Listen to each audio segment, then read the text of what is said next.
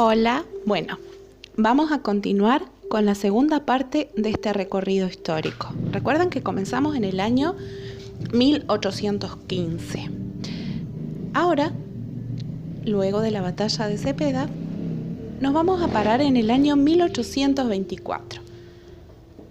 En abril de 1824, a quien ustedes ven en la ilustración, Juan Gregorio de las Heras, que era gobernador de la provincia de Buenos Aires en ese momento, convocó a los representantes de todas las provincias a participar del tan esperado Congreso Constituyente. ¿Se acuerdan que tanto el Tratado del Cuadrilátero como el Tratado de Pilar, que las provincias firmaban, todas pedían esto, un Congreso que se reúna para formar y sancionar una Constitución?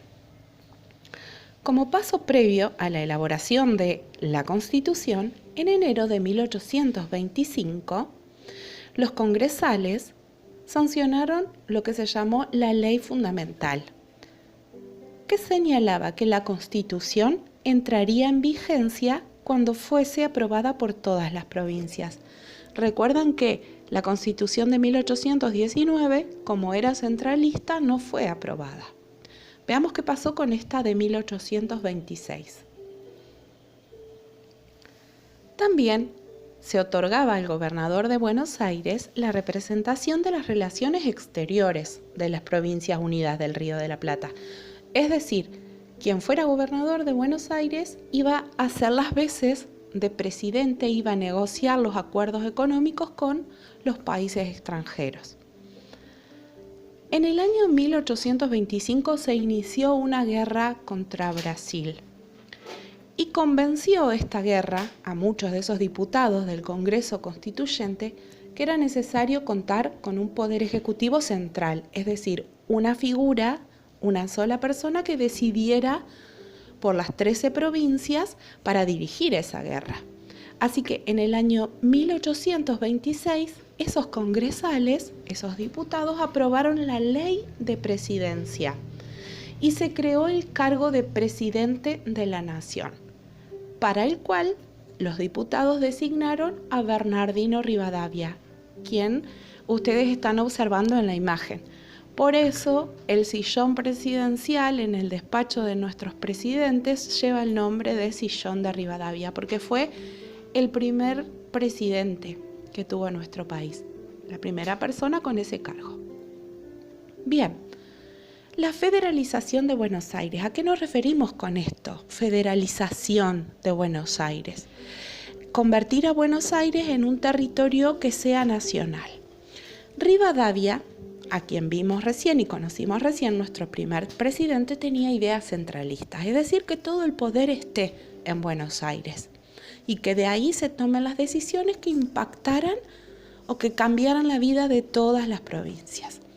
Las principales medidas que Rivadavia tomó como presidente fue la creación de un ejército nacional y de una armada argentina para poder enfrentar a los brasileños, ¿sí?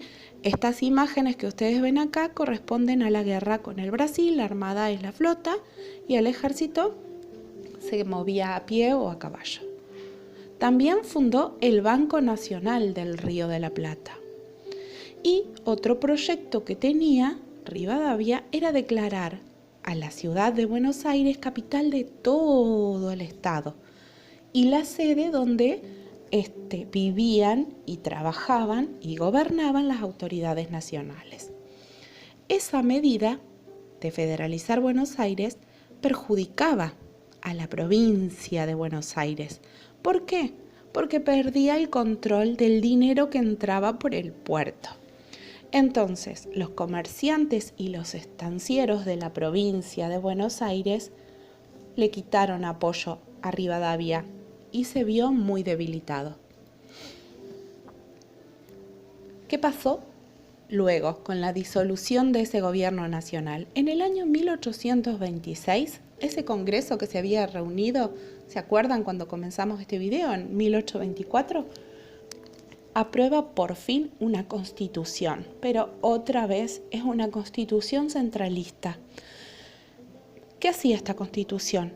le limitaba la autonomía a las provincias, es decir, le recortaba el poder que tenía cada provincia de gobernarse por sí misma y tomar por sí misma sus decisiones. Y le daba al presidente la facultad de elegir él a los gobernadores. Recordemos que en ese momento, como vimos en el video anterior, los gobernadores eran elegidos por los congresales, que habían sido reemplazados los cabildos. La gente votaba quiénes eran sus gobernadores. Esta constitución decía que el presidente los iba a elegir. Entonces, ¿qué pasó? La mayoría de las provincias lo rechazó y le quitó el apoyo a Rivadavia. Poco después se supo que uno de los ministros de Rivadavia había negociado el final de la guerra con el Brasil, aceptando que la banda oriental, es decir, el actual territorio de Uruguay, se incorpore al Imperio de Brasil. Esa situación de entregar parte del territorio, más el descontento que provocó la idea de que Buenos Aires sea la capital federal, convencieron a Rivadavia de que su idea había fracasado y por ese motivo presentó la renuncia a la presidencia. Comienzan las guerras civiles. En el año 1827, en agosto, se nombró a Manuel Dorrego, a quienes ustedes ven en la ilustración, como gobernador. Dorrego era un dirigente del Partido Federal que contaba con mucho apoyo popular, es decir, era querido por la gente y apoyado por la gente.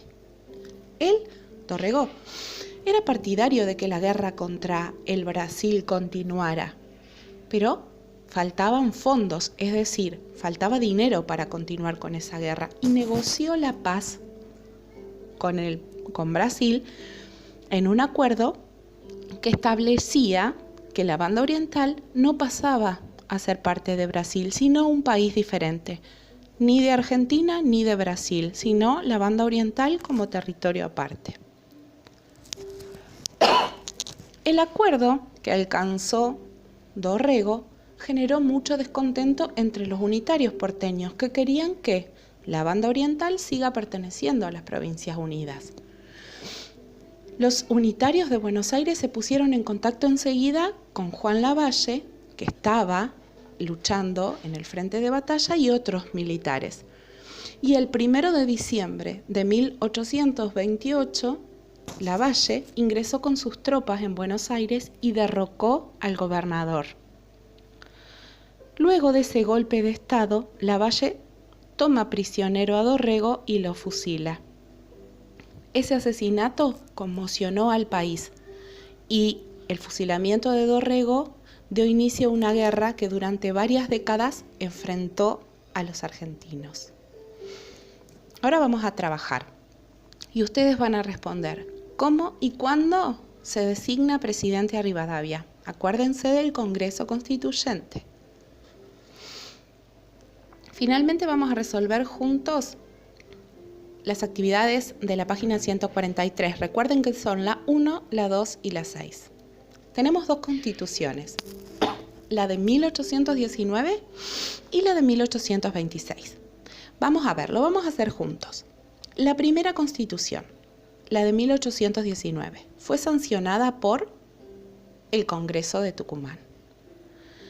¿Qué tendencia política tenía? Centralista, es decir, el poder en Buenos Aires. ¿Cuál fue la principal medida? Designación de los gobernadores por parte del Poder Ejecutivo Judicial. ¿Cuál fue la reacción de las provincias? Un rechazo. Las provincias no quisieron esa constitución de 1819. Veamos qué pasó con la de 1826. ¿Quién la sancionó? El Congreso, que se reunió en 1824. ¿Qué tendencia política tenía? Centralista también. Todo el poder para Buenos Aires. ¿Cuál fue la principal medida? Otra vez, que el presidente designe a los gobernadores. Y la reacción de las provincias, nuevamente el rechazo. 2 intentos para tener constitución y los 2 fallaron. Vamos a completar estas oraciones. La primera dice, después de la disolución, ahí falta un la acá. después de la disolución ¿de qué? Del directorio en 1820, ya no hubo gobierno central, es decir, un gobierno para todo el país. Y las provincias se manejaron de manera autónoma. Punto B.